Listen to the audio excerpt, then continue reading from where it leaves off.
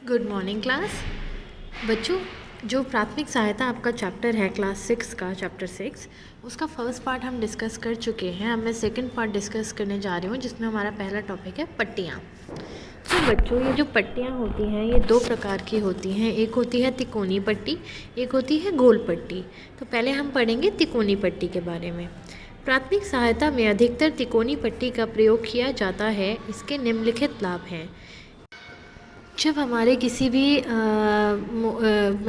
शरीर के किसी भी हिस्से में मोच आ जाए या चोट लग जाए तो ये तिकोनी पट्टी उसे सहारा देती है। रक्त के प्रवाह को रोकती है। अगर खून बह रहा है तो उसे रोकेगी और सूजन को कम करती है। हड्डी के टूटने पर उस अंग को स्थिर रखती है। ये सब तिकोनी पट्टी के लाभ हैं। ये बहुत इंपॉर्टेंट है, इनको आप मार्क कर सकते हो, अंडरलाइन कर सकते हो। इसके बाद है गोल पट्टी। गोल पट्टी गौज के कपड़े से बनती है, मतलब जिसकी पट्टियाँ बनती हैं ना, जो हमारे चोट पे डॉक्टर बांधते हैं, बैंडेज जो होती है, वो होता है गौज का कपड़ा। इसका प्रयोग घाव को ढकने के लिए किया जाता है। क्या प्रयोग है इसका? एक तो घाव पर लगी दवाई या रुई को स्थिर रखने के लिए करा जाता है। दर्द व सूजन को कम करने के लिए किया जाता है। अंगों को सहारा देने के लिए किया जाता है और रक्त के बहाव को कम करने के लिए किया जाता है।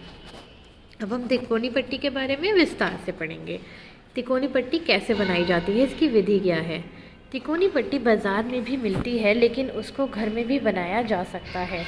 इसके लिए 1 मीटर लंबा और 1 मीटर चौड़ा कपड़ा लेकर बीच में से तिरछा काट लें। मतलब कि ये देखो, आपको फर्स्ट इमेज दिख रही है, ये वाली, ऐसे हम उसको काट लें तो हमें दो दो तिकोने वो मिल जाएंगे पीसेस। ठीक है। तिकोनी पट्टी को चौड़ी पट्टी, कम चौड़ी पट्टी व संकरी पट्टी के अनुसार बना सकते हैं। वो अभी हम आगे देखेंगे। जैसे ये चौड़ी पट्टी यहाँ दिख रही है, मैं आपको दूसरी भी आगे दिखाऊंगी। ठीक है। चौड़ी पट्टी में क्या होता है, इसमें शीर्ष के को आधार के मध्य लाकर मोड़ दे। मतलब कि जैसे ऊपर वाला जो कोने का पार्ट था उसे ऐसे मोड़ दिया जाता है। ठीक है। और फिर इसे बांध दिया जाता है, तो ये चौड़ी पट्टी होती है। इसके बाद आती है ये कम चौड़ी पट्टी। इसमें शीर्ष के आधार के ऊपर लाकर 2 बार मोड़ा जाता है। उसमें हमने यहाँ पे हमने 1 बार मोड़ा है, देखो 1 बार मोड़ा है तो ये चौड़ी बन गई। अगर हम इसे 2 बार मोड़ देंगे तो ये हमारी कम चौड़ी पट्टी बन जाएगी। और संकरी पट्टी में 1 बार और मोड़ दिया जाता है, मतलब कि 3 बार मोड़ दिया जाता है। तो इस तरीके से हम चौड़ी पट्टी, कम चौड़ी पट्टी और संकरी पट्टी बना सकते हैं। इसके बाद आता है तिकोनी पट्टी का प्रयोग।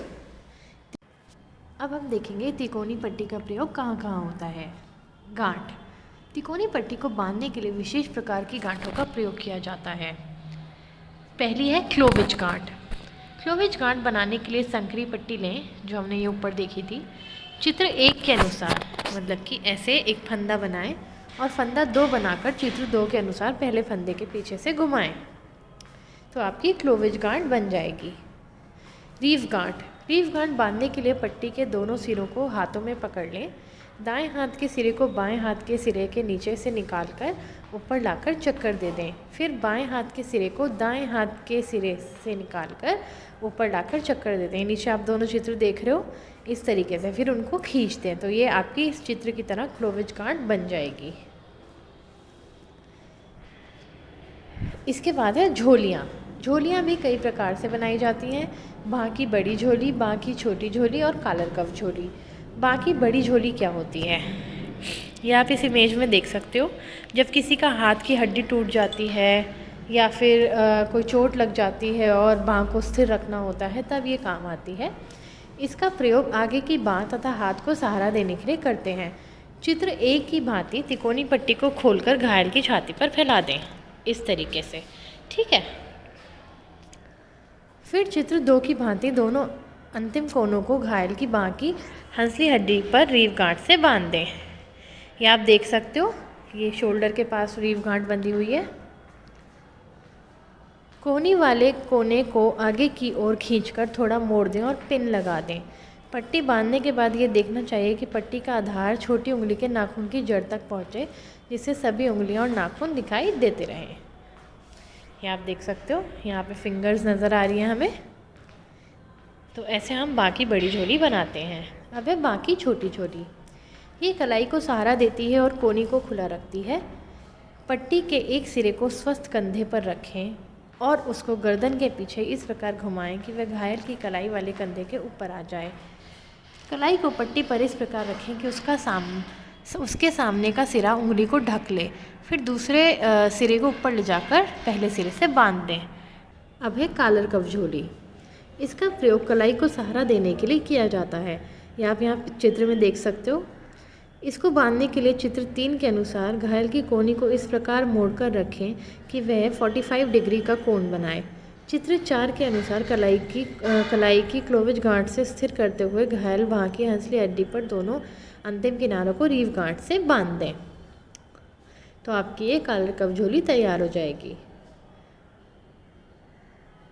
इसके बाद है प्रथम सहायता का डब्बा, जिसे हम फर्स्ट एड बॉक्स भी कहते हैं। प्रत्येक प्राथमिक चिकित्सक के पास घर में तथा स्कूल में एक साधारण छोटा प्रथम सहायता का डब्बा होना चाहिए, जिसमें प्राथमिक चिकित्सा संबंधी निम्नलिखित आवश्यक सामान हो। टिंचर आयोडीन, टिंचर बेंजोइन, ये बच्चों वो मिश्रण होते हैं जो हम जैसे चोट लग जाए तो उस पर लगा सकें। ठीक है।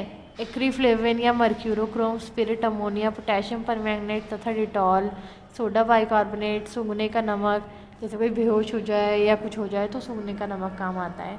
एस्प्रिन, दर्दनाशक दवा, कीटाणुनाशक क्रीम, दवाई युक्त प्लास्टर जिसे हम बैंडेड कहते हैं, तिकोनी व गोल पट्टी, रुई, गॉज मैंने आपको समझाया था, जो बैंडेज बांधते हैं डॉक्टर, पट्टी उसको कहते हैं। इसके अलावा कैंची, चाकू, सेफ्टी पिन, कमटियाँ और थर्मामीटर। तो बच्चों यहाँ हमारा ये चैप्टर कंप्लीट हो गया है। ठीक है। अभी हम क्योंकि प्रैक्टिकल नहीं कर रहे हैं, जब हम प्रैक्टिकल करेंगे उसमें हम ये सारी जो ये तिकोनी है और जो हमने गांठ पड़ी हैं और जो झोलियाँ पड़ी हैं ये सब हम बना के देखेंगे।